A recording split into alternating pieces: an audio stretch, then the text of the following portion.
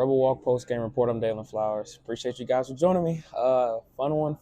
Ole Miss defeats LSU 24-19. The fourth ranked Tigers go down. First loss of the season. Man, oh man, this is what SEC football is all about. This is what college football is all about. Games like this, moments like this, plays like this. How about it? Fourth down in the game.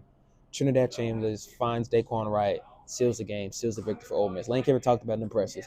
They had to sit on this loss for a year because they feel like they should have won that game in Baton Rouge last year over 100 times. Trinidad Chambers, I gotta shout him out, man. He's had a heck of a game, heck of a 3 weeks, and it's funny that you sit here and look at this guy just considering the situation. You know, backup quarterback coming in for Austin Simmons, and he seemingly has just looked effortless for him. 23 for 39, 314 yards. 71 yards on the ground, touchdown, and he threw his first interception of the season.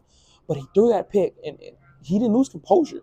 And that speaks the volume of his capabilities, his attitude, his confidence, and what this coaching staff saw in him to acquire him in the transfer portal this offseason.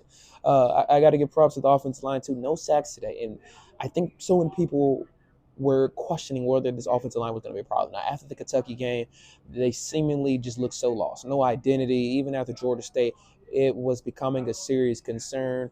Once again, they've shown up for Ole Miss. Once again, they protected Trinidad Chambers. Once again, they've helped Keywan Lacey have a productive day. This Ole Miss offensive line deserves their flowers today. They really played lights out, and they really gave Trinidad Chambers the ability to make some incredible throws, keep his composure in the backfield, and control the game. You know, there were moments where Chambers could have easily lost composure, but he didn't because he felt the protection of his offensive line. He used his legs incredibly well today. Again, today, Chambers.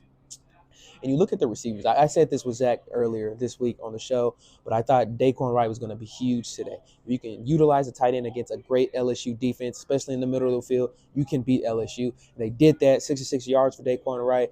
Caden Lee had a touchdown, 70 yards. And he talked about it in person a lot about that fumble, how much it was, in his mind. But the Ole Miss wide receivers had a great day. Deuce Alexander, 64 yards, another few crazy catches, and it seemingly feels like there are so many weapons on this wide receiver room. We thought that in fall camp, and we thought that last year, but it seemed so one-dimensional last year.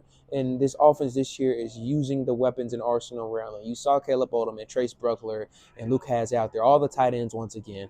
This Ole Miss offense is firing all cylinders. They're confident. They're feeling themselves, and I think a lot of people were like, okay, you beat Arkansas, who doesn't have the best defense. You beat Tulane, but can you do it against LSU? They did it. And they control every aspect of their offensive game today. A lot of ballsy play calls from Charlie Wise Jr. today, but it worked out in their favor. It really did. And Ole Miss deserved to win that game based off some of the play calls they had. And it's crazy to think that, Ole Miss had 14 penalties today. And some of them were of offensive line, but they kept their composure.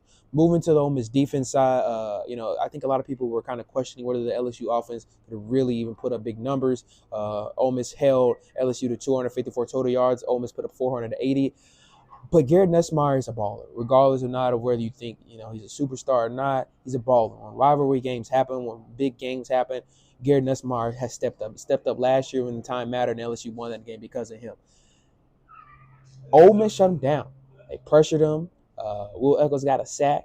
Santaria Perkins was in the backfield a lot. Waded Williams got a huge interception. The momentum felt the Ole Miss defense controlled all of that the entire game. The Trinidad Chambers interceptions, think about it. LSU got great field position, and the Ole Miss defense sufficed them only to 3 points. They could have easily laid down and given LSU an opportunity to get 6 points, and they didn't. TJ Dotter was all over the field today, making great plays in the open field. And one shout out I have to give as well is Jalen Braxton, the Arkansas transfer. Finally get to see him out there, and he was all over the field, controlling things, great open field tackles. It's funny because for both sides, the Ole Miss offense, those first two drives to start the game, you're kind of like, oh my gosh, what's happening? And the Ole Miss defense early on, that big pass, that 50-yard pass from Nussmeier, and the secondary looks a little lost out there. They didn't cease to be scared of any moment today, and that's huge if you're Ole Miss. 5-0, you couldn't have asked for any more if you're an Ole Miss fan, if you're Lane Kiffin. And it speaks in the volumes of this culture to be 5-0 after losing so much after you lost last year, and as well going into a bye week now. And in a way, you control your own destiny if you're Ole Miss with the backup quarterback 5-0. This is every bit of what you wanted if you're Ole Miss fan. And Ole Miss deserves it. A lot of great play calling on both sides of decoding and Charlie Wise Jr. today, and as well Lucas Carnera again. Lane Kiffin has a kicker he relies on, and I think he did last year with Kane Davis. But he's putting a lot of faith in Lucas Carnero, and he's really stepping up. Ole Miss controlled the time of possession strongly, and they controlled the clock really well today. An all-around great game for Ole Miss, and I think they're going to look back on this and understand the capabilities of every moment from today and use it to drive them moving forward for the rest of the season. So, Dalen Flowers, shining out, man. Rebel Wall Post Game Report. Appreciate you guys tuning in. Hope you have a great Sunday and a great next week as well. Take care, y'all.